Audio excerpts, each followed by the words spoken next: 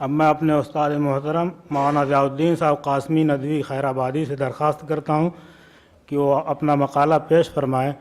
नहायत मुअद्दबाना इल्तिमास है कि बस 2-4 मिनट में खुलासा पेश करें, इसलिए कि मकाला निगारों की एक लंबी फहरिस्त अभी तकरीबन 15-20 बाकी हैं और वक्त सिर्फ 1 घंटा है।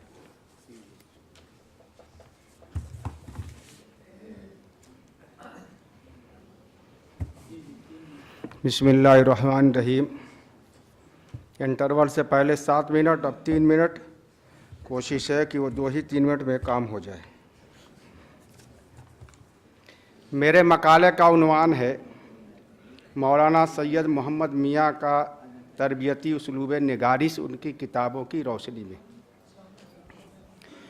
मौलाना मोहम्मद मियाँ साहब, हकीकत ये है कि तामीर मिल्लत उनका मिशन था और उनकी किताबों में यही रंग और आहंग गालिब है कि उन्होंने बच्चों की तरबियत और एक ऐसी मुस्लिम कौम तैयार करने पर तवज्जो की जो हज़रत शेखुल इस्लाम हज़रत मदनी रहमतुल्लाह अलैह का एक ख्वाब था।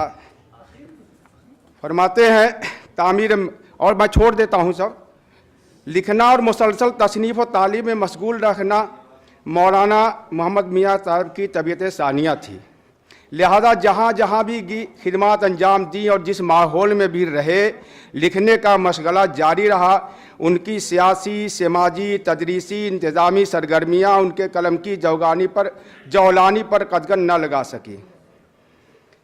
तामीर मिल्लत उनका मिशन था, लिहाजा मौलाना ने इस मौजू के पेश नज़र उम्मत इस्लामिया की इस्लामी नहज पर तरबियत और मुसलमानों की नई नस्ल के अकायद व अफकार की दुरुस्तगी को वक्त का तकाजा और आज़ाद हिंदुस्तान में मुस्लिम अक़लियत के इस्लामी तशख़्ख़ुस की बका को बुनियादी मसला बना लिया।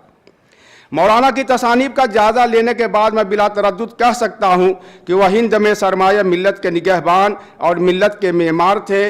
उन पर इस्लामी तरबियत का रंग गालिब था और नौनिहालान मिल्लत की किरदार साजी और सीरतुन्नबी, तारीख़ इस्लाम, कुरान और सुन्नत के वसूलों के तहत करने के ख़्वाहां ही नहीं बल्कि अमलन कोशा भी थे। इस ज़िम्ने में हज़रत शेखुल इस्लाम हज़रत मौलाना सैयद हुसैन अहमद मदनी रहमतुल्लाह अलैह के कौल को दलील राह तस्वुर करते थे। मौलाना मोहम्मद मियाँ साहब अपनी किताब दीनी तालीमी तहरीक और दुस्तूरुल अमल के आगाज़ में सफ़ा 2 पर हज़रत मदनी का कौल नकल करते हैं।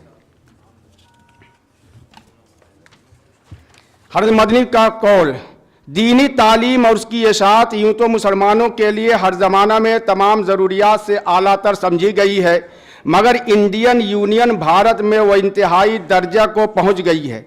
सिकोलर स्टेट में मुसलमानों का मुस्तकबिल महफूज रह सकता है तो सिर्फ दीनी मदारिस के ज़्यादा से ज़्यादा इजरा और उनकी तरक्कियात से महफूज रह सकता है।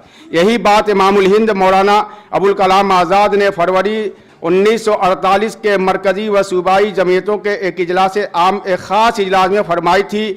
मुसलमान एक मखसूस तहज़ीब व तमद्दुन के मालिक हैं जो दूसरी तहज़ीबों से मुमताज़। मुसलमानों का हक़ है कि वो अपनी तहज़ीब व तमद्दुन को महफूज रखें और तरक्की दें।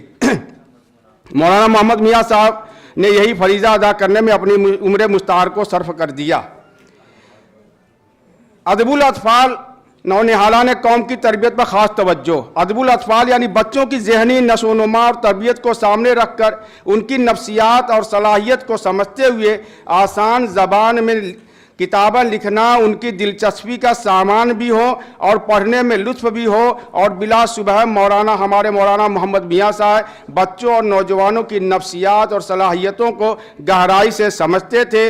बच्चों की नफ्सियात और अदबुल अतफ़ाल या नौनिहालान कौम की तरबियत में गहरा रिश्ता है। बच्चों की नफ्सियात ही अदबुल अतफ़ाल को जन्म देती है। मौलाना मौसूफ़ ने इस रिश्ते को